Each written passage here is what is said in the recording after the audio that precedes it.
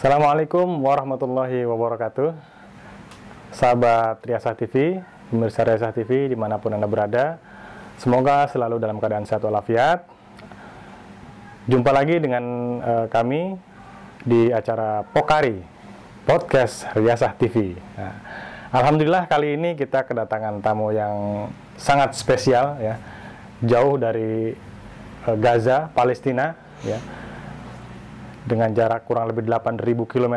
Ya, beliau hadir di Indonesia dan alhamdulillah kesempatan kali ini beliau menyempatkan untuk hadir di studio Riasah TV. Kita sambut Mas Muhammad Hussein Gaza. Sehat Mas Hussein? Alhamdulillah sehat. Alhamdulillah. Nah, Mas Hussein, ini saya cukup excited sekali nih ya, Mas Hussein di tengah-tengah kesibukannya bisa menyempatkan untuk hadir di studio kita, dan alhamdulillah tanpa saya duga, tanpa saya sangka juga, tiba-tiba Mas Hussein datang sendiri gitu, Iya. tanpa dijemput. Mudah-mudahan pulang nggak diantar juga. Iya, kan saya bukan Jalangkung. Oke, Mas Hussein, ini Mas Hussein ya insya Allah pemirsa Riasah TV udah kenal beliau ya, seorang aktivis kemanusiaan, kemudian konten kreator juga, kemudian pegiat medsos, dan salah satu kontributor televisi nasional. Nah, beliau ini banyaklah kegiatan beliau selama di Gaza, Palestina sana, dan kita akan bincang-bincang, ngobrol, kita korek profil beliau, kemudian kegiatan beliau secara singkat, insya Allah tapi padat ya.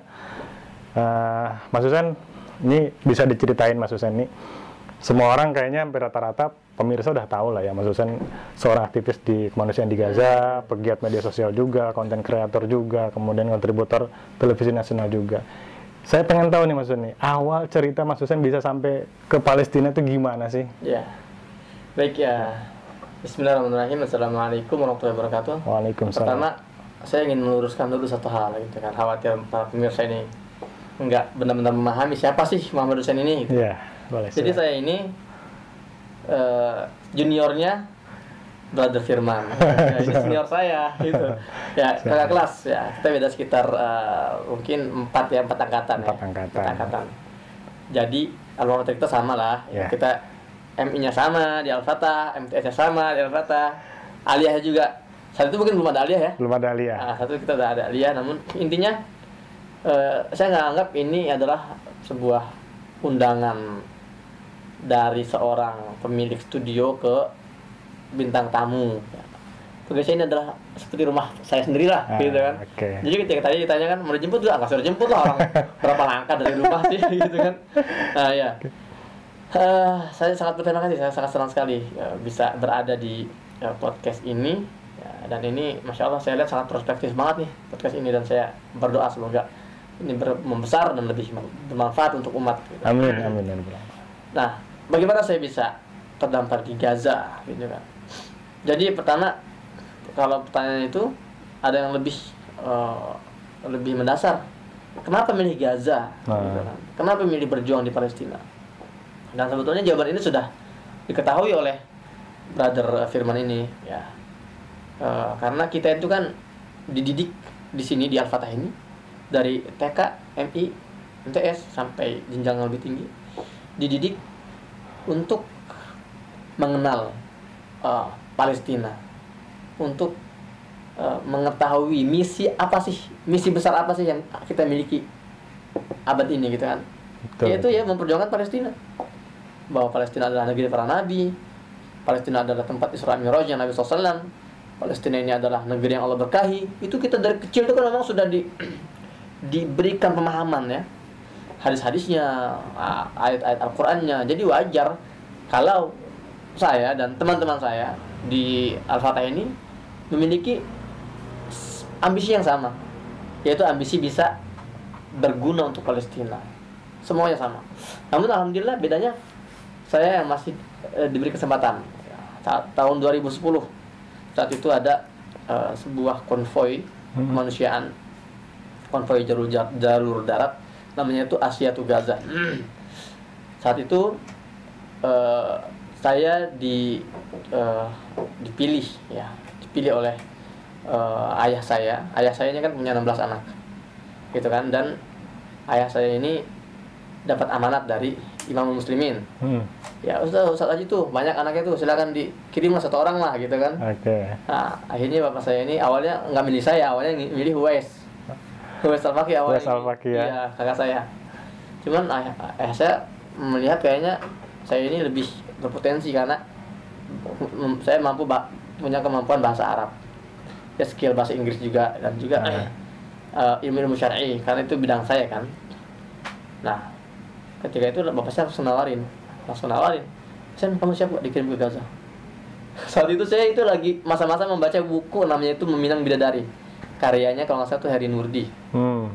Itu masih sekolah? Itu sudah lulus. Sudah kuliah di STI Al-Fatah, jurnalistik, sekitar 2 tahun ya.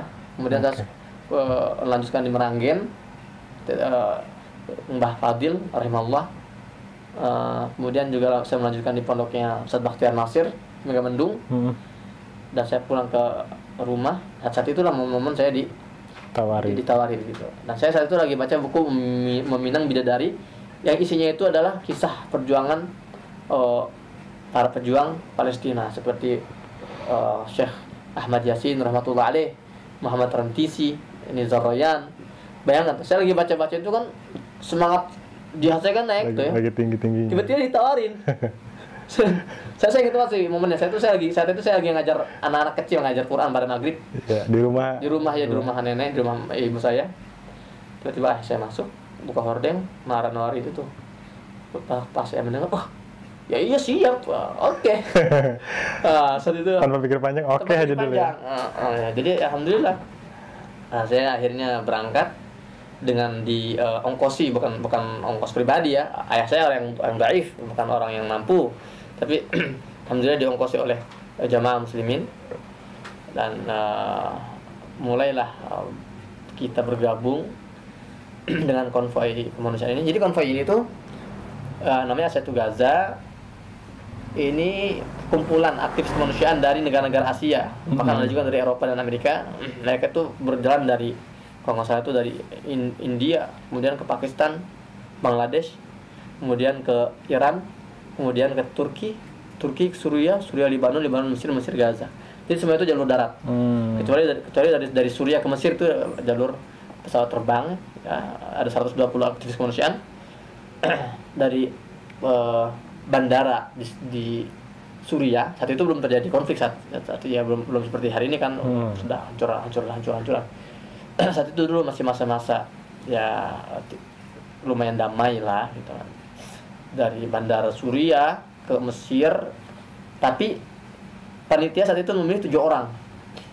7 orang dari berapa? Dari 120 itu memilih 7 orang. 120 ya? Iya, memilih 7 orang untuk melalui jalur laut. Jadi kan dulu itu konvoi ini juga mengumpulkan bantuan selama sebulan di perjalanan itu kan. Ada beberapa seminar-seminar tentang Palestina gitu, aksi-aksi massa, mengumpulkan bantuan sampai di Suriah ini.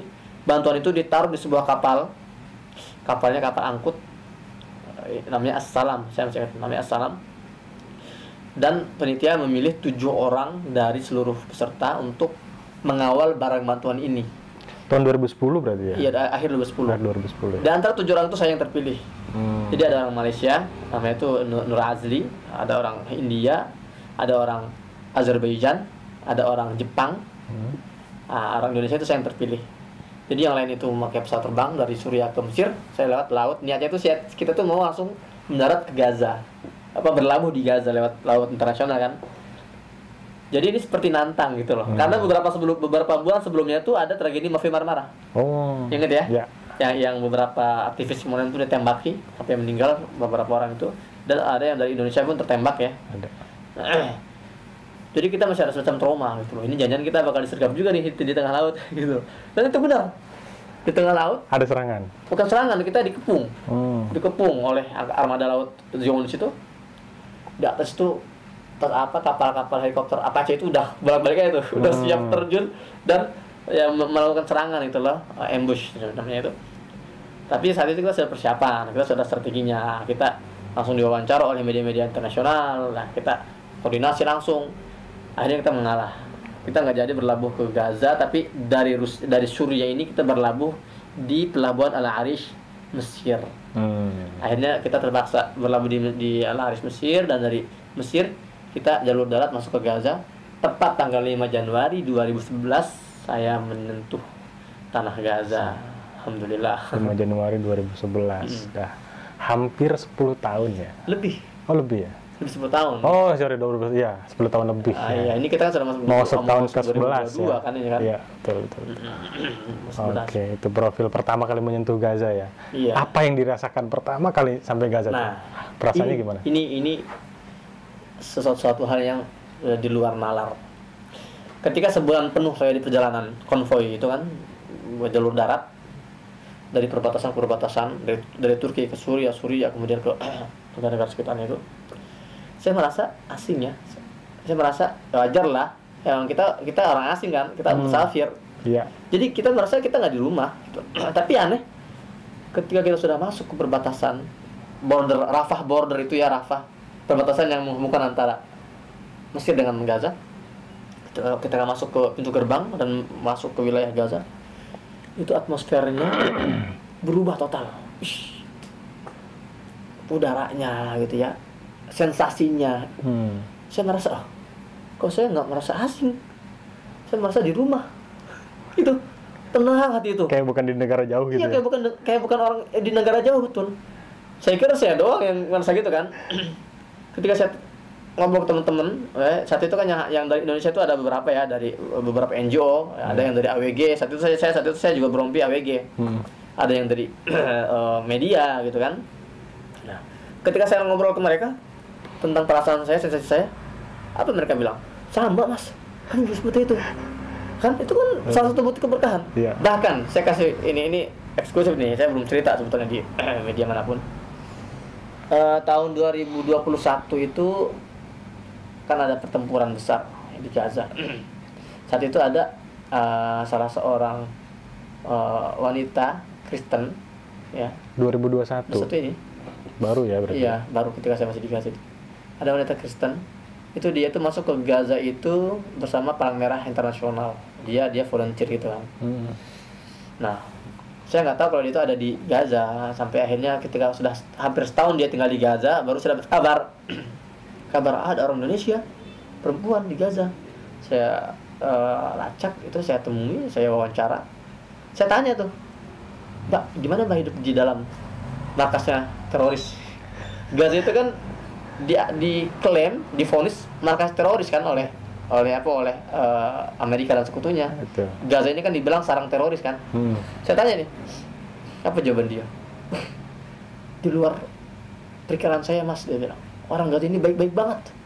Bahkan dia bilang begini, kalau saya boleh bawa keluarga saya ke Gaza, saya akan bawa keluarga saya ke Gaza. Sampai pengen tinggal di Gaza. Sampai pengen tinggal di Gaza. Saking ngerasa nyaman di situ. Iya, padahal Gaza itu kan penuh konflik, diblokade, dikit-dikit dibombardir, tapi ada kenyamanan. Ini adalah ini membuktikan kebenaran hadis Nabi SAW ketika bersabda, innal imana hina mataqul fitan huwa bisyam. Keimanan itu, ketenangan hati itu, ketentraman itu, kenyamanan itu, ketika fitnah itu merajalela di dunia, itu adanya di bumi Syam. Dan jangan kaget kalau antum ke sana, ya, dan antum meniatkan membantu masyarakat Gaza, Allah akan berikan antum kenyamanan, ketenangan di sana itu. Mungkin salah satu alasan sampai akhirnya 10 tahun tinggal di sana. Iya, diantaranya. Itulah yang membuat saya bertahan, gitu loh. Membuat saya bertahan. Oke. Kemudian selama tinggal di sana nih Mas Susan ya, ini kan salah satu aktivis kemanusiaan nih. Ini motivasi yang membuat Mas Susan itu bertahan sampai sekian lama gitu. Itu apa sih? Iya. Pertama memang motivasinya itu pemahaman ya, nanti sudah saya bahas ya. Kita sudah diberikan pemahaman tentang pentingnya kita berjuang di Palestina. Seperti di Palestina negeri para nabi kan. Palestina negeri yang diberkahi dan pahalanya itu besar. Ada sebuah hadis Rasulullah bersabda, khairul jihadu ribat wa khairul ribat asqalan. Sebaik-baik jihad itu adalah ribat. Dan sebaik-baik ribat itu di mana lokasinya? Di Asqalan. Asqalan ini tempat yang sekarang tuh Gaza. Itu masih dalam salah satu pakai dengan Asqalan. Banyak sekali keutamaan Gaza. Ribat sendiri itu apa? Ribat itu Versinya Mas Husain. itu artinya itu berjaga-jaga di antara perbatasan negara atau wilayah muslim dengan wilayah musuh. Gitu. Jadi maaf aja, jadi kalau misalnya kita menggunakan istilah ribat misalnya di portal itu nggak pas. Kurang pas. Kurang pas itu karena kita kan nggak menganggap itu wilayah musuh gitu kan. Bukan menganggap itu wilayah orang kafir. Karena ribat itu lebih pas, yaitu kalau diterjemahkan menjaga di perbatasan antara wilayah musuh dengan wilayah kafir. Itu ribat. Ya kalau di portal ini kita nyebutnya, kalau menggunakan bahasa Arab yang benar ya, itu namanya hirasah. Bukan ukhuwah juga. Ukhuwah ini kadang persaudaraan. Iya, lebih luas. Ukhuwah itu ya kan kalau kita maksudnya berjaga-jaga artinya hirasah dalam bahasa Arab. Nah, jadi motivasi saya banyak kayak itu, dan juga dukungan orang tua. Orang tua saya itu pengen banget punya anak yang bisa bermanfaat untuk orang Palestina. Karena ya saya kan merasa kurang ilmu gitu ya. Kalaupun di Gaza ngapain sih gitu. Nggak bisa bahasa Arab seperti saya. Tapi ketika akhirnya ayah saya merelakan, almarhum ya, merelakan saya untuk tinggal di Gaza. Bahkan sempat ayah saya ini kan juga keberatan sebetulnya ketika melepas saya, karena ya menganggap saya ini kan juga aset besar beliau di sini gitu kan. Tapi ya beliau juga punya akidah dan keimanan yang kuat ya. Beliau ngajarin saya untuk bisa all out. Kayak saya sempat mengatakan sebelum ketika saya di pesawat itu saya mengatakan sampaikan salam Husain untuk keluarga yang belum ketemu itu kan. Ya doakan juga semoga Husain syahid ya, dan bisa menjadi syafaat untuk keluarga gitu kan. Itu salah satu motivasinya di sana. Terus saya sempat dengar juga nih, katanya dulu sempat nangis Mas Husain sebelum berangkat ke Gaza ya.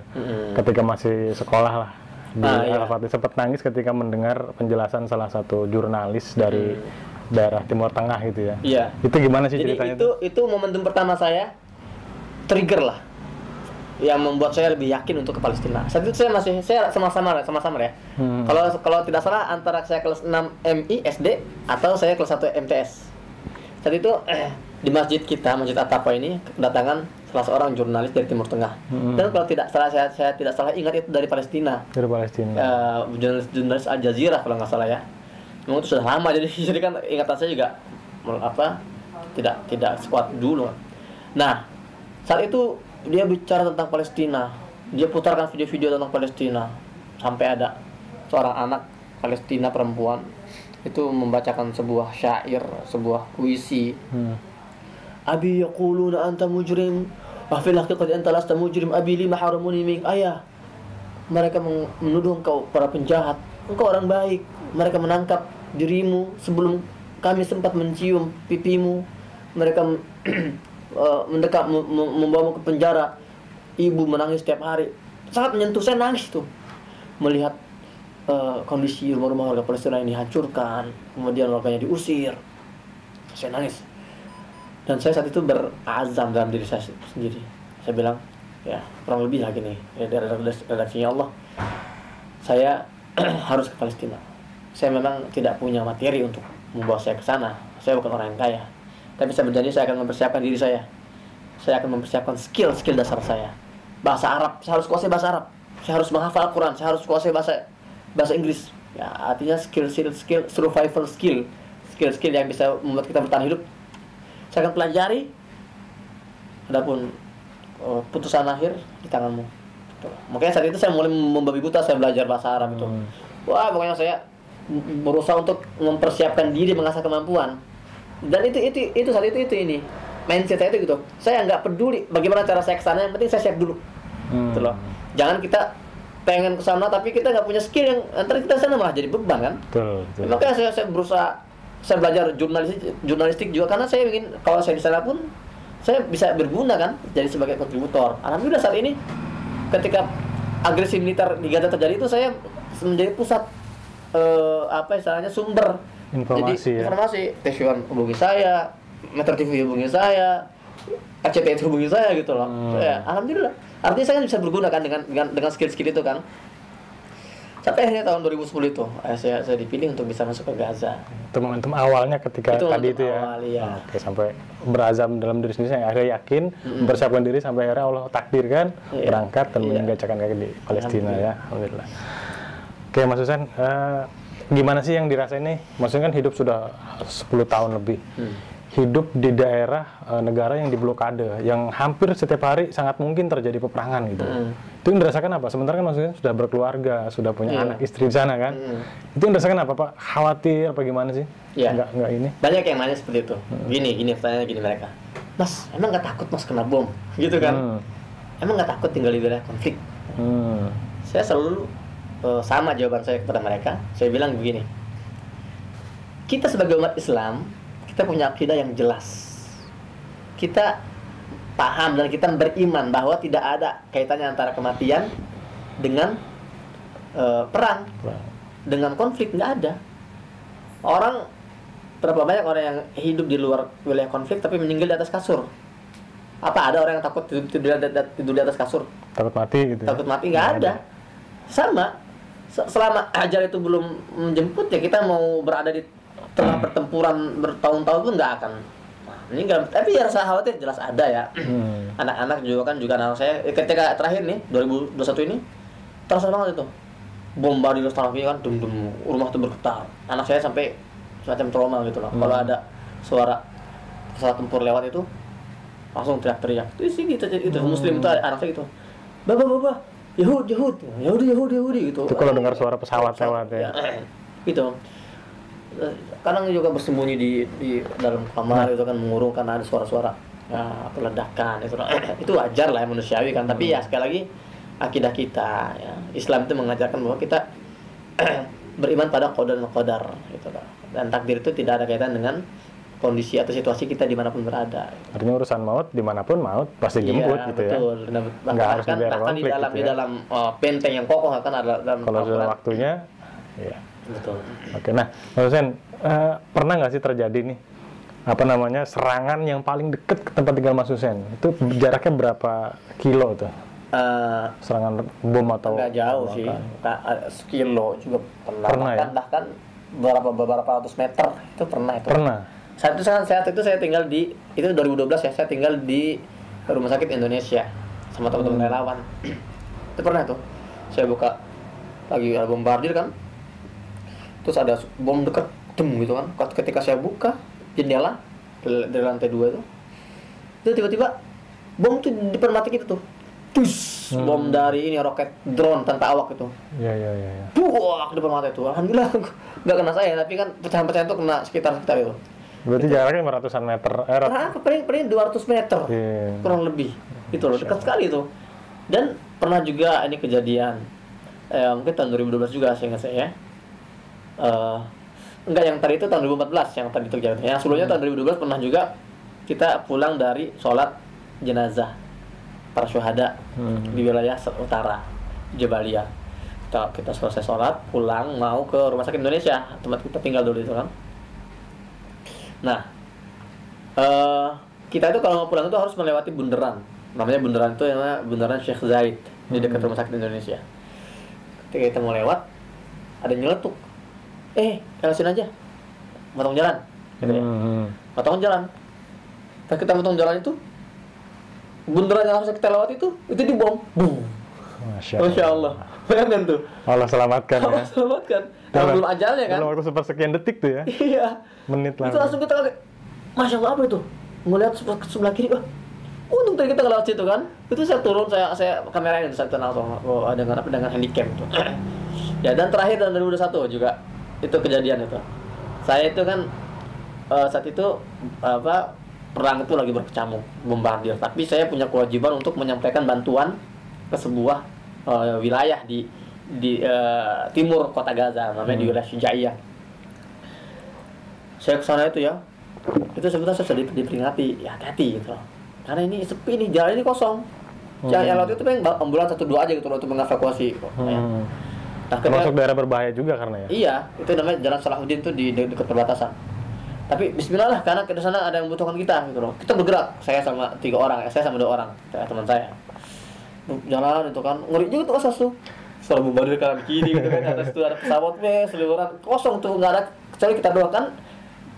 Zionis itu gitu, mereka tuh yang ngincer tuh kadang apa nggak memandang target ya, pokoknya ada benda bergerak, bisa gitu.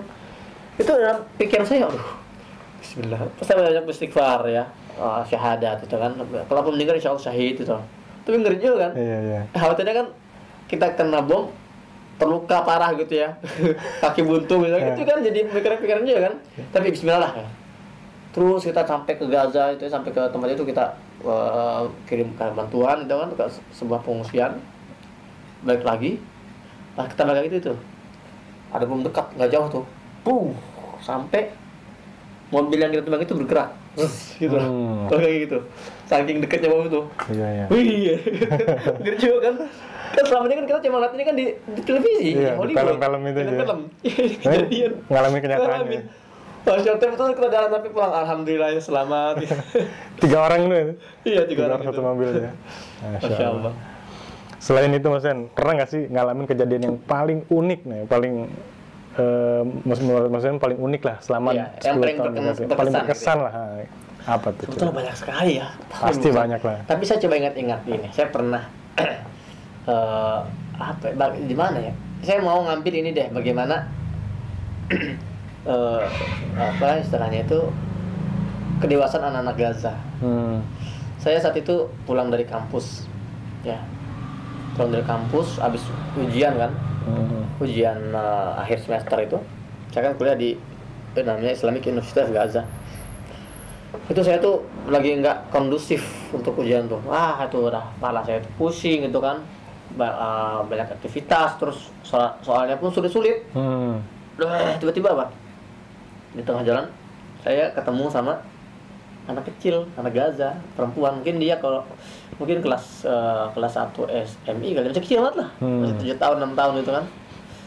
Tiba-tiba dia ngeliat saya gitu.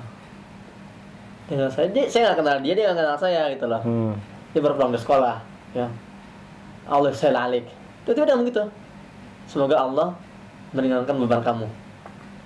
Seperti seolah dia tahu Iya. sedang ngerasain ini ya. Itu tuh pulang masa ya, gitu kan. Terus ya Allah, saya bilang, yang tadinya lagi stres dan pikiran tuh, dikasih senyum, dia senyum, ngomong sama senyum dia. Allah alik dia gitu. Saya tiba-tiba ringan dan mood itu berubah total. Insyaallah. Saya pikir saya, ya pintar banget sih saya. Dia jalan itu dia nggak perlu dikasih saya. Soalnya dia tuh berhenti itu hanya untuk mendoakan saya doang. Ya, setelahnya udah pergi. Masya Allah, saya bilang, momen ini sampai sekarang terus terngiang di hati saya. Itu memang kebiasaan orang Gaza itu gitu, saling mendoakan. Kita mau naik ini misalnya naik bukan apa? cuma sekedar ketemu salam bukan ya, tapi sampai mendoakan ya. Kita kalau naik angkot misalnya, kita kan kalau di Indonesia kan kalau mau berhenti kan kiri gitu ya. Iya. Kalau di Gaza enggak. Gimana? Yatikal afiyah. Kita ngomong ke supir itu yatikal afiyah. Apa tuh? Artinya semoga Allah memberikan kamu kesehatan. Sehat walafiat gitu loh. Entar dulu deh set gitu. Otomatis ya? Otomatis itu. Jadi isyarat itu dengan doa gitu lah. Isyarat itu dengan doa. Antara kita bayar, antara jawab aja gitu ya. Ba'awid Allah. Semoga Allah mengganti hartamu dengan yang lebih baik. Itu. Dan kalau di Gaza itu ada rambu-rambu lalu lintas, wajar lah ya, jalan raya kan. Tapi biasanya samping itu ada rambu-rambu zikir. La ilaha illallah, Muhammadur Rasulullah, Allahumma shalli Nabi Muhammad. Jadi selalu ya, selain rambu pasti ada. Nggak selalu, tapi banyak sekali. Hampir ini ya. Iya, kita kemanapun tuh ada aja itu. Bahkan sekarang tuh lebih banyak dari rambu-rambu lalu lintas sendiri gitu. Jadi apa? Jadi selain kita tuh diingatkan dengan rambu-rambu lalu lintas itu kan agar kita hati-hati gitu kan. Diingatkan bahwa bahaya lah kalau nggak boleh kita ya gitu ya. Nggak boleh nikung sini. Dan kita juga diingatkan oleh rambu-rambu hati itu loh. Rambu-rambu zikir lah ya. Rambu zikir. Itu bagus tuh kalau untuk ini dan diingatkan untuk hablum minallahnya. Dan itu bukan program pemerintah bukan? Bukan. Itu biasanya tuh ini inisiatif warga aja. Jadi terus cerdasnya mereka. Bayangin kalau kita nih ya masang kalimat misalnya ingat Allah atau la ilaha illallah di satu jalan. Kita pasang tuh inisiatif kita. Setiap orang yang baca itu kan berzikir tuh. Dosanya ke siapa? Pahalanya ke siapa? Pahalanya ngalir ke yang nulis itu. Pahalanya ngalir yang pasang itu. Itu kan amal jariah. Betul. Ya, Nah, ini jadi ide bagus juga sebenarnya ya. Ide Kalau bagus. bisa kita terapin di, ya minimal di lingkungan kita lah ya. Iya betul. Bagus. Oke.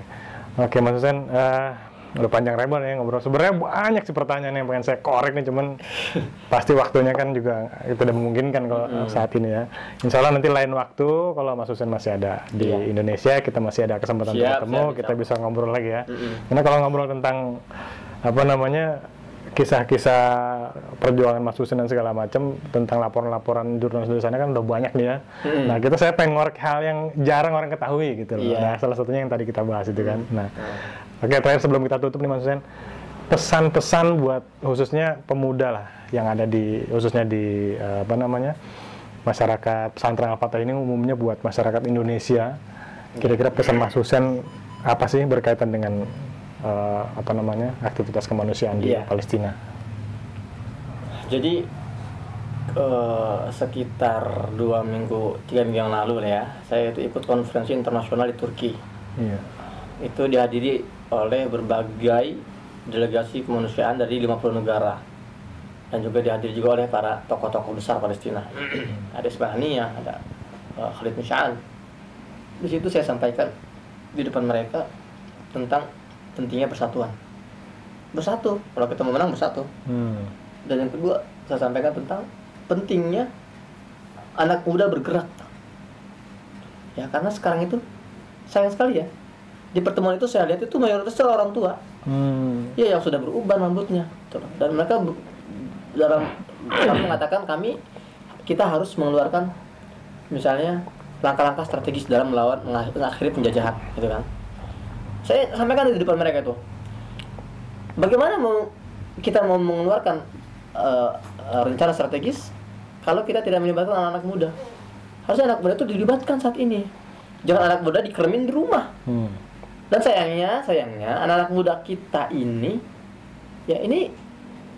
sedang lalai, sedang tertidur pulas. Padahal kita sedang berada di tengah-tengah perang ideologi. Nggak usah pikir. Kita ada di tengah-tengah perang yang sedang berkecamuk. Kalau kita analogikan, sekarang itu moncong meriam musuh itu di depan mata kita, dan kita asik aja bermain game tuh. Soalnya tidak ada sesuatu yang terjadi. Makanya saya selalu sampaikan, ketika saya di Gaza, itu banyak yang bertanya, kenapa sih kamu ke Gaza? Gitu. Kenapa kamu kuliah di Gaza? Tempat yang banyak konflik, banyak gempuran, banyak serangan. Kan di Indonesia kan aman-aman aja. Apa saya bilang ke mereka? Enggak juga. Memang pertempuran fisik itu ada di Gaza. Kita bisa lihat itu senjatanya, kita bisa lihat bomnya, kita bisa lihat mayat-mayat korbannya. Tapi pertempuran yang lebih dahsyat itu di Indonesia. Indonesia ini kan negara muslim terbesar di dunia. Bukan negara muslim ya, negara dengan penduduk muslim terbesar di dunia. Dan jelaslah nggak akan tinggal dia musuh-musuh Islam. Allah berfirman dalam surat Al-Baqarah, "Walan tardangkal yahudu walan nasara hatta tattabi'a millatahum." Orang-orang Nasrani dan Yahudi itu nggak akan tinggal diam sampai kalian itu ikut agama mereka, milah mereka. Dan itu yang terjadi di Indonesia ini. Memang tidak ada konflik serangan-serangan militer yang bisa kita lihat dengan mata, tapi serangan-serangan ideologi itu kenceng banget. Serangan-serangan ideologi komunis, liberal, sekuler. Jadi kita nggak kerasa. Itulah bedanya antara perang ideologi dengan perang fisik.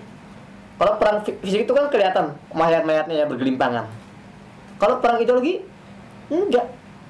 Korban itu adalah anak-anak muda yang berjalan kesana kemari tanpa ruh. Kayak mayat hidup lah, kayak zombie gitu. Ya, enggak ada semangat hidup. Mindsetnya itu sangat short minded. Ya, enggak ada visi misi ke depan. Pokoknya sangat selfish gitu. Hanya bicara memikirkan tentang materi, tentang dia aja, tentang pacarannya, tentang jadi banyak yang depresi. Kalau kita melihat anak-anak pemuda yang depresi, yang kehilangan arah, itu karena korban pertempuran ideologi ini, gosok fikir ini. Dan ini saya ingin membangkitkan anak-anak muda sekarang. Ayo anak-anak muda, ya. Sampai kapan? Sampai kapan kita mau terus seperti ini, terlalai? Kita sedang di tengah-tengah pertempuran yang sangat dahsyat gitu.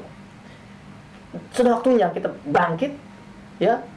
Kita muhasabah, kita melek. Pemuda ini cuma ada 2 opsinya. Kalau tidak dia itu memikul beban peradaban, menjadi tulang punggung peradaban. Kalau enggak, dia hanya menjadi sampah peradaban. Dua opsinya. Kita milih mau jadi yang mana. Kalau kita mau jadi sampah peradaban, sampah itu hal yang tidak diinginkan oleh siapapun. Kalau kita mau ambil yang pertama, itu kita harus bergerak sekarang. Jangan entar-entar, jangan menunggu sampai kita ajal kita tiba. Naudzubillah. Karena masa muda ini adalah aset terbaik kita. Kita lagi seger-segernya, kita lagi fit-fitnya, mata kita lagi tajam-tajamnya, intuisi kita lagi bagus-bagusnya, otot kita lagi besar-besarnya. Apa kita nunggu beruban dulu baru kita sadar? Kalau dulu masa muda kita benar-benar dibuang, waktu kita itu tidak digunakan secara produktif. Sampai kapan? Dan terakhir, suka tidak suka, dengan atau tanpa kita, Palestina itu akan merdeka. Itu sudah janji Allah ya dalam surat Al-Isra. Wa idza jaa wa'dul akhirati liyasuru wujuhakum wa liyadkhulul masjida kama dakhalu awwal marrah wa liyutabbiru ma'al tadbir. Ketika janji kedua itu datang, ya, kalian itu umat Islam itu akan masuk kembali ke Masjidil Aqsa dan membebaskan Masjidil Aqsa dan akan mengusir musuh-musuh umat Islam. Itu pasti terjadi itu. Suka atau tidak suka dan dengan atau tanpa kita. Pertanyaannya adalah di mana peran kita, posisi kita ketika itu terjadi. Apakah kita mau sekedar menjadi audiens dari jauh nontonin konflik ini sampai selesai, sampai Al-Aqsa terbebas, atau bahkan naudzubillah tanpa kita sadari kita berdiri di barisan musuh, atau kita mau berdiri di baris terdepan dalam perjuangan pembebasan Palestina. Itu semua kembali ke kita. Dan Masya Allah, semoga dengan adanya podcast semacam ini bisa menjadi media untuk kita membangkitkan gairah para pemuda umat Islam. Kita sudah mengakui hidup berjamaah, tapi prakteknya itu malah digunakan oleh orang-orang yang sekuler. Sekarang orang-orang sekuler itu, para youtuber itu, mereka tuh mengumpulkan talent-talent yang searah dengan mereka. Orang sekuler dikumpulkan sama dia, jadi mereka berjamaah tuh. Mereka menyatakan kekuatan untuk memproduksi konten-konten yang merusak. Sementara kita ini yang punya potensi, kita yang sadar bahwa kita punya potensi untuk mengarahkan umat loh. Kita masih muda, kita punya visi yang bagus, kita lahiran keluar dari pesantren yang ideologinya lurus. Kenapa tidak memanfaatkan momen ini, potensi ini? Yuk kita ngumpul, kita berjamaah, kita bangun peradaban ini, dan kita mengimbangi arus deras pemikiran-pemikiran melenceng yang sekarang sedang banyak mengarah kepada anak-anak muda kita.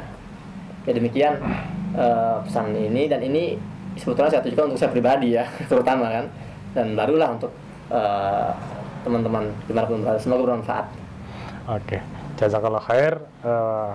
Mas Hussein, ini luar biasa sekali nih. Saya dengarnya juga sampai merinding tadi nih ya. Jadi emang kayaknya cocok juga jadi motivator. Satu saat bikin konten-konten motivator bisa. Iya, insya Allah. Oke. Pemirsa Resa TV, demikian tadi obrolan kita, bincang-bincang kita santai, hangat dengan Mas Hussein, asli kelahiran Cilengsi, warga Cilengsi yang alhamdulillah saat ini bisa menyempatkan hadir di tengah kita. Dan yang saya garis bawahi adalah motivasi beliau dan pesan beliau buat kaum muda Syuban yang ada di lingkungan, khususnya di masyarakat di pesantren Al-Fatah dan umumnya buat masyarakat Indonesia, bahwa bergerak mulai dari sekarang ya. Jangan tunggu nanti kita jadi sampah atau kita jadi orang yang berperan. Nah, mudah-mudahan apa yang kita obrolin tadi ya, Mas Hussein, itu bisa bermanfaat. Anda bisa ngambil sisi positifnya dan bisa mengambil ibrah pelajaran dari apa yang kita obrolin tadi. Terima kasih atas perhatian Anda. Sampai jumpa di podcast selanjutnya. Assalamualaikum warahmatullahi wabarakatuh. Waalaikumsalam warahmatullahi wabarakatuh.